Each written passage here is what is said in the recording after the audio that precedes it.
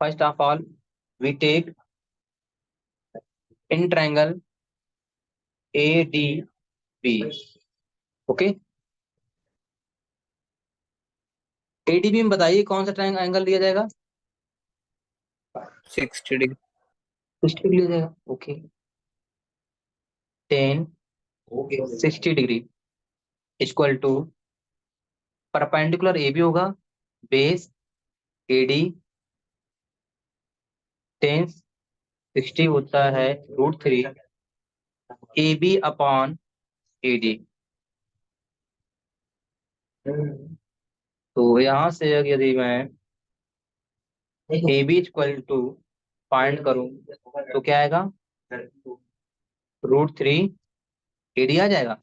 Condition first मान लो इसको, ठीक है। नाउ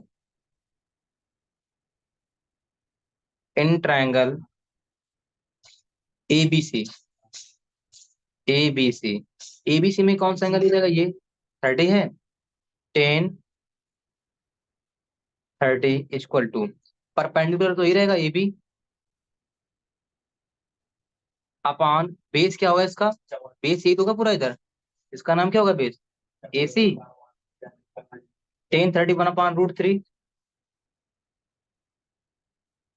अब ए सी को बताओ हम क्या कर सकते हैं? CD plus AD। CD plus AD।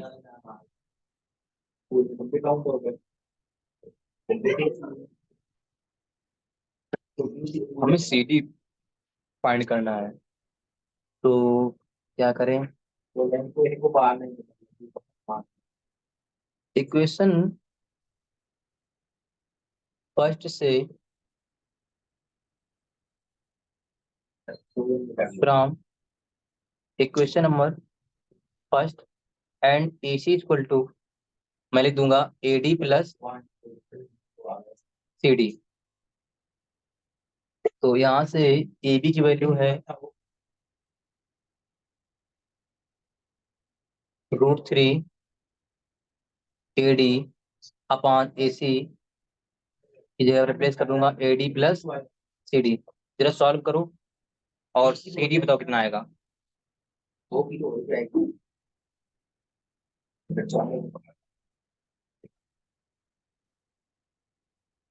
पूछेंगे और करिए सॉल्व। क्लास मल्टीप्लाई किया AD प्लस ये CD आ रहा है 3AD माइनस AB।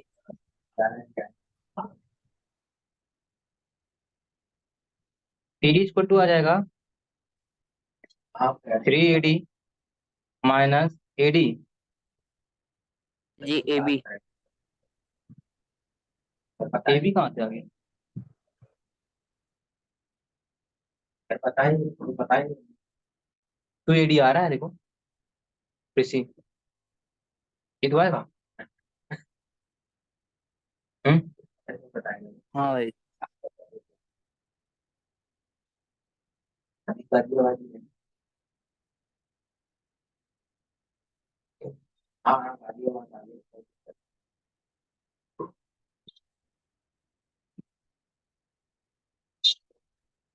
देखो कहीं से गलत है, 1060 आएगा √3 AB upon AD।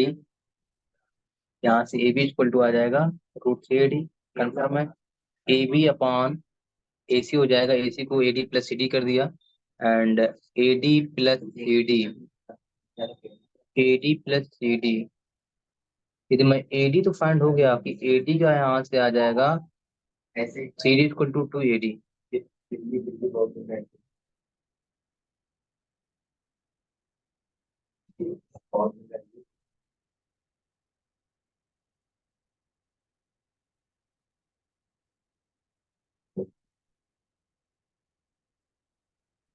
CD distance आ रही 2AD।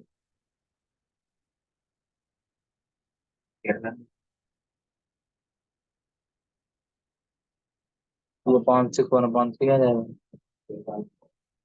1 5 3।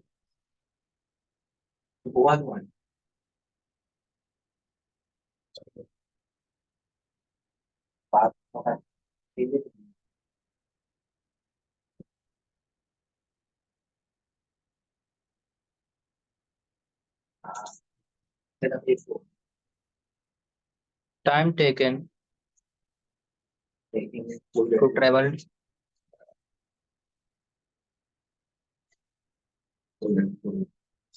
T equal to 2AD आ रहा है यहाँ से 6 सेकेंड यहाँ टाइम लग रहा है। तो स्पीड क्या आ जाएगी?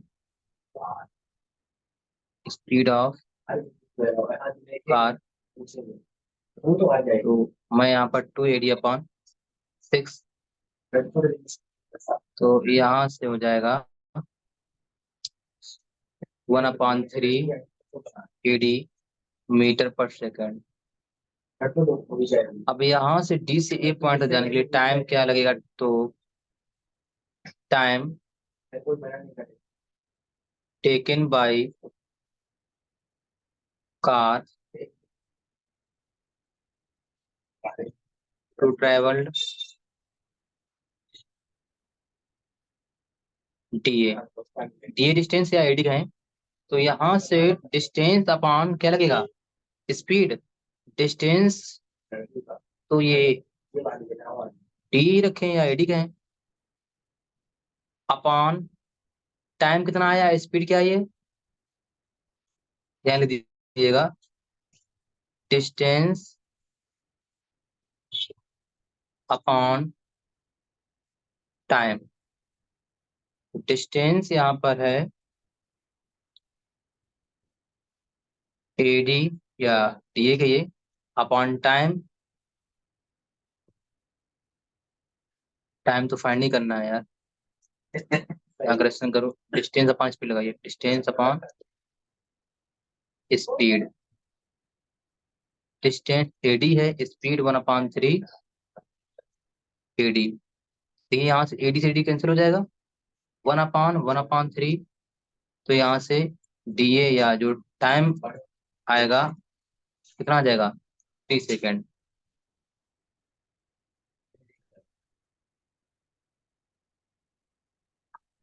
सबसे पहले हमने ये कंडीशन लगाई 1060 डिग्री।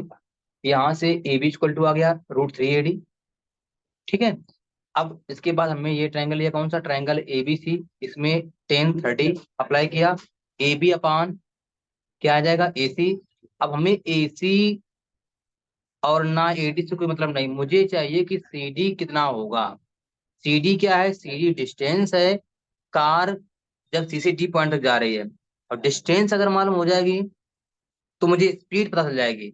और स्पीड पता होने से ये हो जाएगा कि D से A तक जाने में जो समय लगा, टाइम लगा है, वो मुझे आसानी से मिल जाएगा। बिकॉज मुझे अब यहाँ स्पीड अगर मालूम होगी डिस्टेंस अपॉन स्पीड कर दूंगा, टाइम पता चल जाएगा।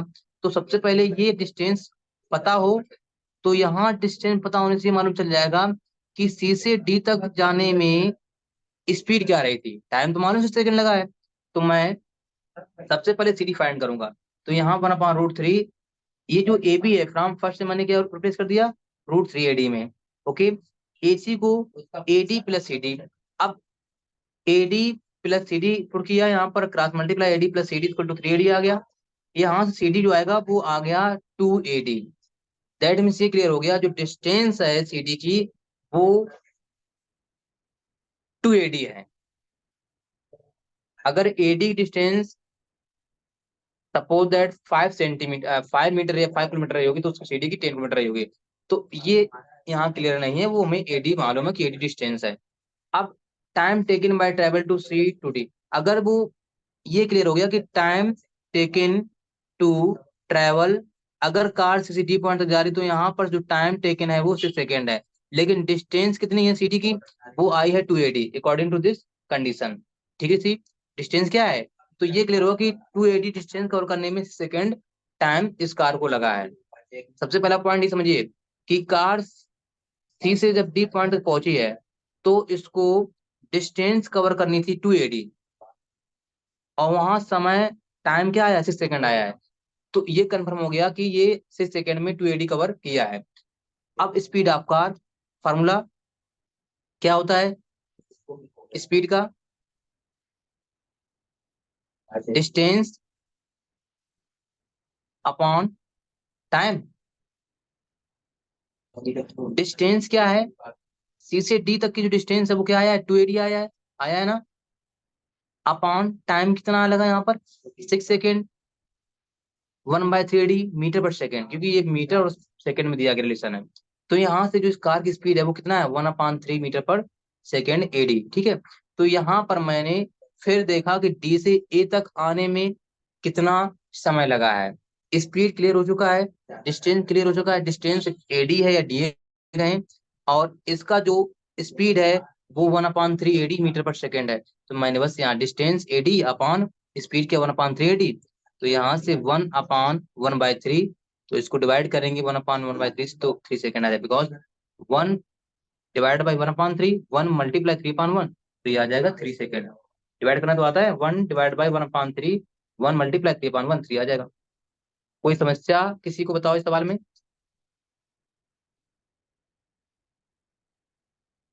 ऋषि समझ में आया सवाल ये? हाँ भाई। कहीं यस। समस्या बताओ। अब वो हेंस हेंस पूछ रहा था कि time taken by car to reach the foot of the tower from this point, तो लिख देना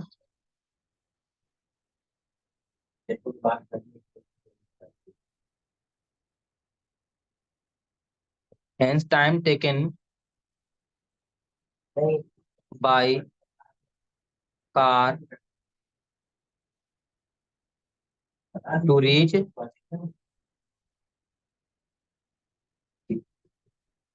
the foot of tower from this point is equal to 3 second. Note कर लो, अगर कहीं समस्या हो बताइएगा।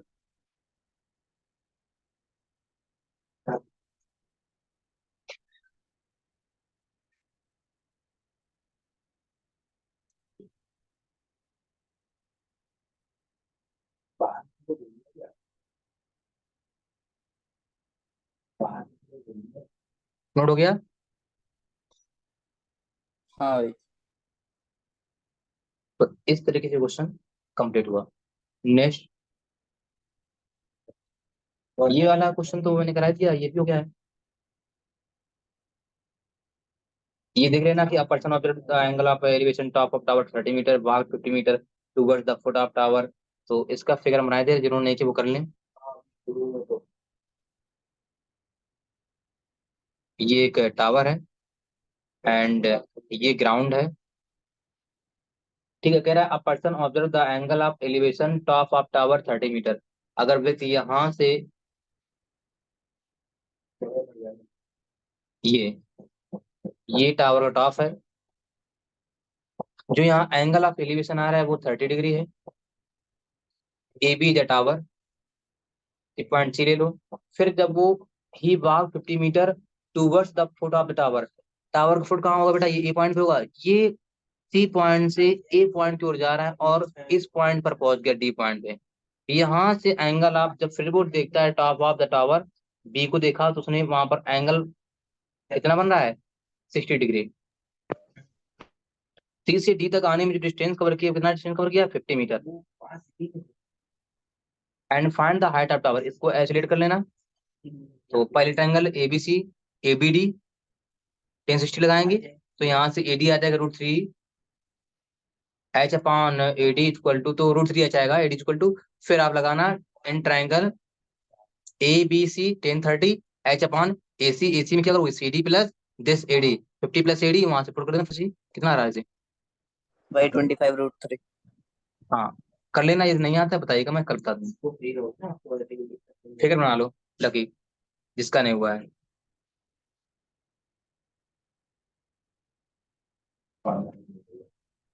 कोई फायदा नहीं होता। चलें नेक्स्ट क्वेश्चन की ओर। लिखा है कि shadow of tower when angle of elevation is tan 45 degree found the find to be 10 meter longer than when it was 60 degree। करो try. The shadow of tower when the angle of elevation of the sun 45 degree is found to be 10 metre longer। अभी जो angle है 60 degree कब होगा? जब वो पास की ओर जाएगा। अब फिगर बनाते हैं और फाइंड करते हैं हाइट ऑफ टावर। किसी का बना फिगर? ये मान लो ग्राउंड है, ठीक। यहां पर ये टावर है, ठीक है। अगर मान लो A B the tower, shadow of tower when the angle of elevation 45 degree. तो इसकी शैडो मान लो ए बी की शैडो क्या ए सी है, उस समय एंगल जो है वो कितना है? 45 डिग्री है। देखिए ये 45 डिग्री यहाँ से एंगल हो रहा है। फिर कह रहा है कि is it found to be 10 metre longer than when it 60। अगर बताओ एंगल 60 होगा तो पॉइंट कहाँ जाएगा? बाहर इधर की ओर आएगा या पॉइंट इधर की ओर भाई आएगा? आगे। आगे जाएगा टावर की ओर, क्योंकि गर्दन आपको और रेस करनी पड़ेगी ऊपर की ओर। तो वहां पर एंगल 60 होगा, ये ओबियस हो गया। तो मान लो ये एंगल हो गया 60 डिग्री। तो यहां से आपने ये एंगल, ये पॉइंट डी 60 डिग्री यहाँ पर आ जाएगा।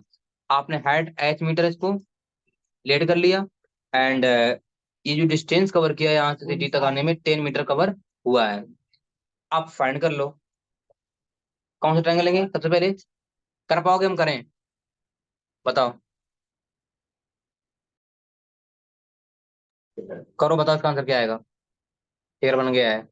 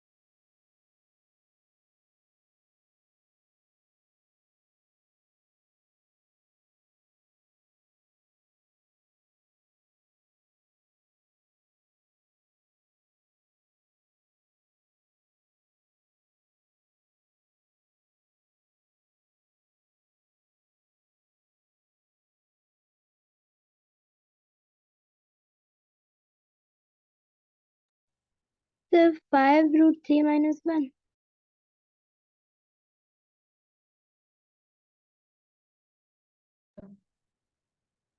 तो यहाँ से ए बी अपान हो जाएगा भाई जी ए सी। √3 भाई जी। ए बी तो एच लेट कर लिया है, ए सी की वैल्यू क्या होगी? ए सी, ए सी यहाँ हो जाएगा 10 मीटर प्लस ए डी कर दूं मैं। तो यहाँ पर ए सी हो जाएगा 10 plus A D from first. तो यहाँ आ जाएगा 1 equal to H upon 10 plus A D value क्या है? ये एच अपान √3 क्रॉस मल्टीप्लाई। तो यहाँ हो जाएगा भाई जी 10 20 प्लस आ रहा एच। तो यहाँ से 10 इक्वल टू आ जाएगा एच माइनस एच √3। तो 10 इक्वल टू आ जाएगा एल्सियम √3 आएगा यहाँ √3 एच माइनस एच। तो 10 √3 इक्वल टू यहाँ से एच का मान लो बेटा, तो आ जाएगा √3 माइनस 1। तो यहाँ से 10 √3 upon √3 minus 1 equal to H.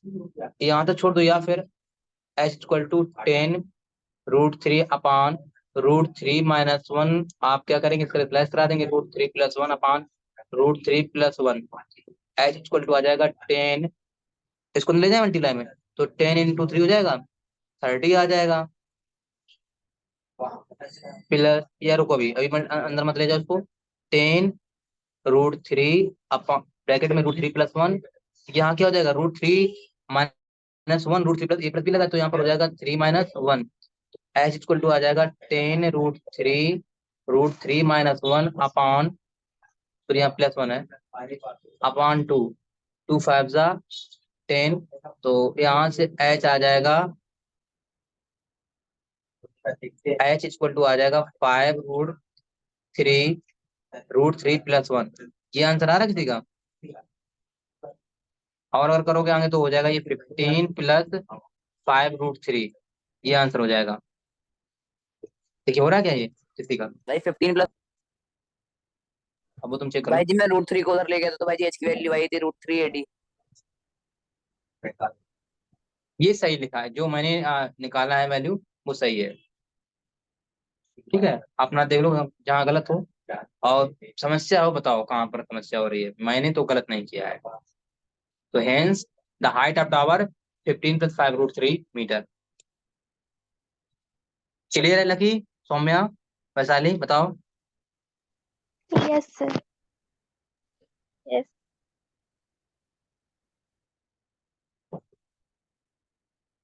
Lucky note हो गया ये? Yes sir. अब ऐसे क्वेश्चन है, correct, a parachute is descending vertically and makes angles of elevation 45-60 degree to observing point 100 meter apart from each other on left side of himself. Find the maximum height of which falls and the distance of the point where he falls on the ground from just observation. बनाइए figure, ये ground मान लो, और यहाँ कहीं ऊपर इतनी ऊंचाई मान लिया कि ए बी, इस जगह पर कहीं पैरासूट उड़ रहा होगा। जो पहला एंगल बन रहा है पॉइंट से, ये आपका 45 डिग्री है। चलो 45 डिग्री। और इसके बाद अगर पॉइंट ये मान लो सी, ये टी पॉइंट है, यहाँ हो जाएगा 60 डिग्री।